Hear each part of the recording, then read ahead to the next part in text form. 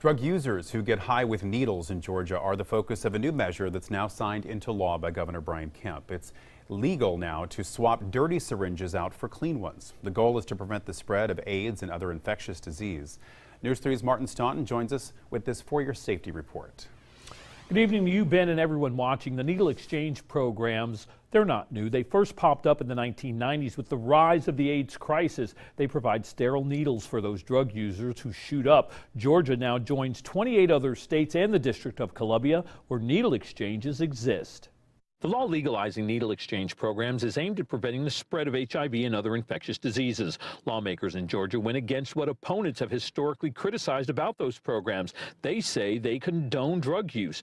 Experts disagree, saying these initiatives help save lives by containing viruses and other diseases that sometimes linger in used syringes. One local lawmaker says it doesn't mean Georgia is giving a green light to IV drug use. In my heart, I adamantly believe that, we're not encouraging the spread of drugs that the needles are required for. IV drug use helps spread HIV and hepatitis. The new needle exchange law authorizes the Georgia Department of Health to oversee the program. But right now what it does is really just make it legal for public health facilities and nonprofits that have a place in their heart to lessen the spread of hepatitis and HIV, as well as offer any kind of substance abuse counseling to be able to opt in needle exchange. Georgia has one of the highest rates of new HIV cases in the U.S. When you look at the most recent numbers from the health department, there were nearly 2,700 new HIV cases in the state in 2017.